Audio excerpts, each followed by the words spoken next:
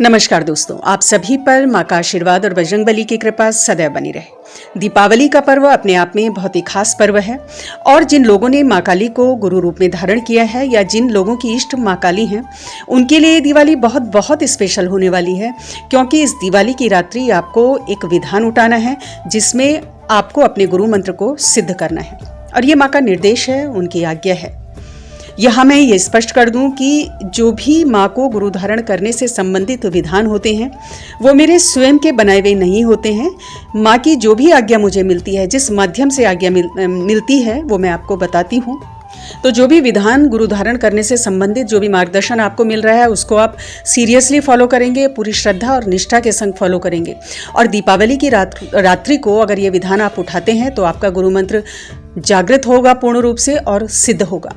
माँ का मार्गदर्शन उसके बाद आपको निरंतर मिलेगा और बहुत कृपा माँ की आपको प्राप्त होगी। तो जानते हैं क्या करना है आपको इस विधान में। सबसे पहली चीज कि सर्वप्रथम दिवाली की रात्रि यानी बड़ी दिवाली की रात्रि 12 नवंबर संध्या काल में जब आप चौकी बिछाएंगे, माँ लक्ष्मी और गणेश जी के साथ साथ माँ काली को भी चौकी पर आपको स्थापित करना है। आप चाहे तो माँ की चौकी अलग से स्थापित कर सकते हैं या जिस चौकी में माँ लक्ष्मी और गणेश जी को स्थापित कर रहे हैं वहीं पर आपको माँ काली की भी स्थापना करनी है और उनका भी विधिवत पंचोपचार पूजन माँ लक्ष्मी के संग और गणेश जी के संग आपको करना है। धूप, दीप, अक्षत, कुमकुम नैवेद्य अर्पित करना है और नैवेद्य में 2 लौंग, 2 बताशे, साथ ही कोई भी मीठी चीज़, सूजी का हलवा हो सकता है, खीर हो सकती है या कोई भी मिठाई हो सकती है, वो माँ को अर्पित करना है। ये तो माँ को चढ़ाने के लिए मेन भोग है। उसके अलावा सामर्थ्य अनुसार सूखे मेवे अर्पित कर सकते हैं, फलादि माँ को अर्पित कर सकते हैं। और संध्याकालीन पूजन में जब आप माँ लक्ष्मी के मंत्रों का जप करेंगे, विशेषकर माँ लक्ष्मी का श्री सूक्त का पाठ आप अधिकतम पढ़ें, तो माँ लक्ष्मी के मंत्रों के साथ उनके पूजन के संग माँ काली के मंत्रों का भी आपको जप करना है। आप ओम क्रीं कालिकाय नमः का जप कर सकते हैं, काली चालीसा, काली कवच का पाठ आपको करना है। तो ये तो संध्याकालीन पूजा है। सभी भक्तों को, जो भी माँ के सभी भक्त हैं, उनको ये कार्य करना है।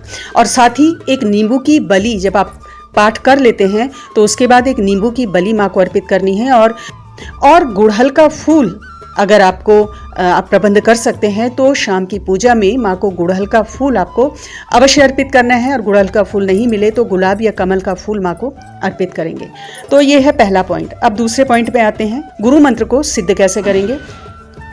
तो गुरु मंत्र की सिद्धि का विधान आपको इस प्रकार करना है कि ओम क्रीं कालिकाय नमः की 21 माला आपको जप करनी है और समय जो है आप अपनी इच्छा अनुसार, अपनी सुविधा अनुसार शाम की पूजा के बाद कभी निश्चित कर लें। आप 8 बजे के बाद आप 9 बजे कर सकते हैं, 10 बजे कर सकते हैं, 11 बजे कर सकते हैं। और अर्धरात्रि में जो माँ काली की पूजा का समय है, विशेष सिद्धि का समय है, उस समय भी आप ये कर सकते हैं।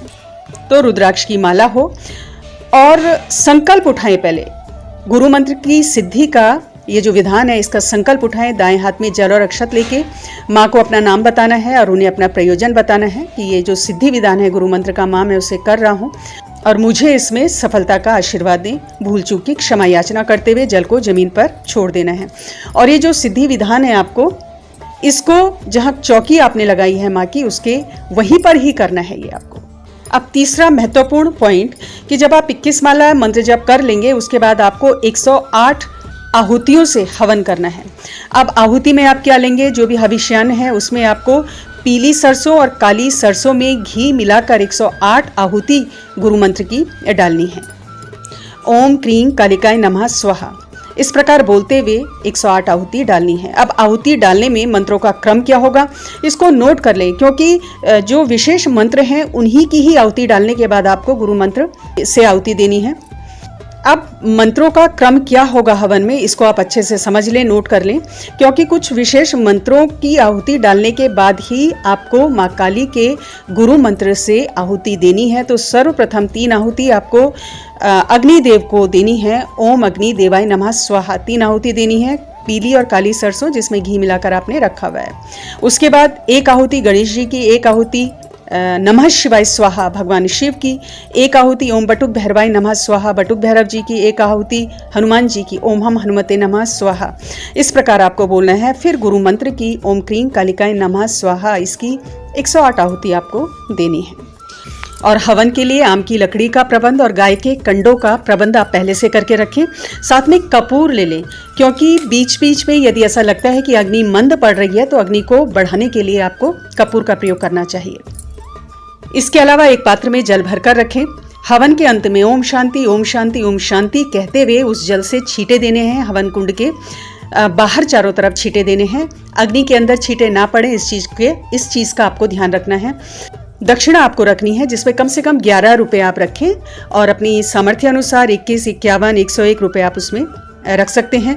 दूसरे दिन माँ के मंदिर में इन पैसों को आप चढ़ा दें या किसी गरीब को ये पैसे दान कर दें। और जब हवन आप करेंगे तो आहुति सिर्फ पीली सरसों की, काली सरसों और उसमें घी मिलाकर देनी है। उसके अलावा किसी भी अन्य चीज़ का प्रयोग आपको नहीं करना है। कपूर जैसा कि मैंने कहा बीच बीच में आप डालें जब आपको लगे कि अग्नि मंद पड़ रही है। तो ये विधान है, इस प्रकार से आपको गुरु मंत्र को सिद्ध करना है। दिवाली की रात्रि को अच्छी तरह से मैंने आपको समझा दिया है। कोई संशय है, कोई डाउट है तो आप फौरन मैसेज करें, आपको जवाब दिया जाएगा। और इस विधान के बाद माँ से आपका संबंध बहुत गहरा होगा। माँ का मार्गदर्शन आपको निरंतर मिलता रहेगा। आपकी उन्नति होगी, सफलता प्राप्त होगी, सुख शांति का वास आपके घर में होगा। तो आज की वीडियो में इतना ही दोस्तों। आप सभी को दिवाली की हार्दिक शुभकामनाएं। अगली वीडियो में बहुत जल्द मिलती हूँ, तब तक के लिए आज्ञा दें। स्वस्थ रहें, खुश रहें, मस्त रहें। जय माता दी, जय बजरंगबली।